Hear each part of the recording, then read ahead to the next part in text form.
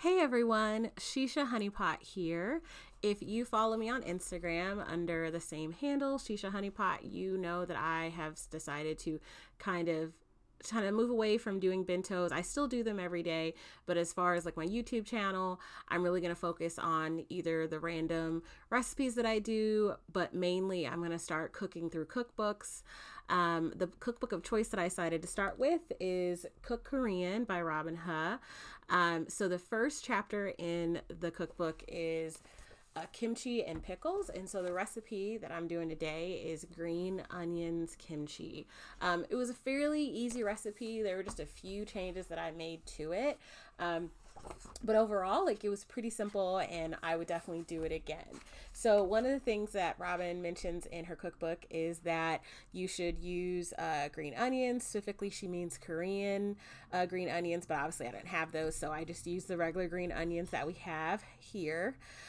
One change that I made was in her recipe, she, has you slice the green onions in half, and their length is long, and so you end up putting them in a bowl with fish sauce, and you kind of rotate that for about 30 minutes, periodically rotating the green onions. What I noticed though is that when it came time to kind of start putting everything together, I found that I prefer to actually cut the green onions in half just to make it easier and to let kind of all of it sit in the fish sauce.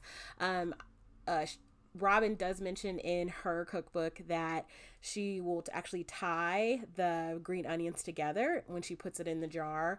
And it just makes it a bit easier, I think, once you pull them out of the jar after they ferment and everything. So my preference will be, if I make this recipe again, will be just to kind of cut the green onions in half. And I think it just makes it easier when you have to kind of rotate them in the fish sauce after it's sitting in that for about 30 minutes. The other thing that I changed was, Robin mentions for the garlic cloves, you pretty much just crush them or smash them with your knife.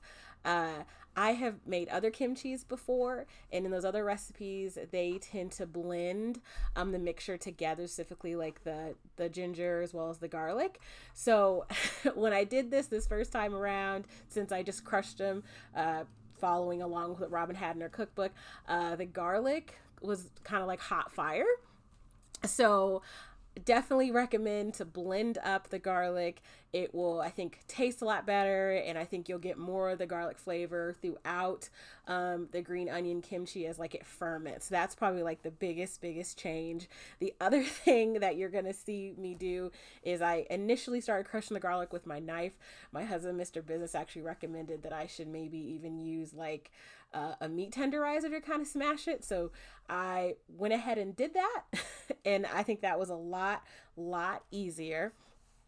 After you combine everything, like most typical kimchis, it sits out, for room temperature for 2 days. And then after that, you put it in the fridge. So when I originally made this, I sat out for 2 days.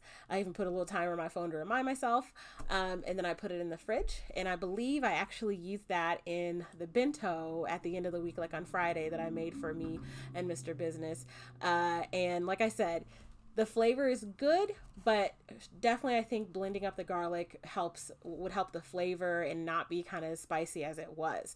What I've been doing with it since I've made this recipe is I will actually chop it up and put it either in like fried rice or with like lo mein, and it tastes really good. So my takeaways for you guys is that blend up that garlic, don't just crush it, and I would also say cut the green onions in half. I think it, sits better in the fish sauce to kind of get it all coated in that. Otherwise, I enjoyed the taste of everything, just needed to kind of get rid of that like hot garlic fire. So definitely blend that up. So this is the first recipe I'm doing in Cook Korean with Robin Huh. Follow me on Instagram. Like I said, I'm still doing bentos, but I'm kind of switching things up and just kind of focusing more on doing things through cookbooks, specifically Robin Huh's. But I will continue to post content and whatnot. Come to my YouTube channel to see more videos like this. Otherwise, if you just want to see what's going on in my life day to day, follow me on Instagram, and I look forward to posting another video and sharing another food adventure with you guys.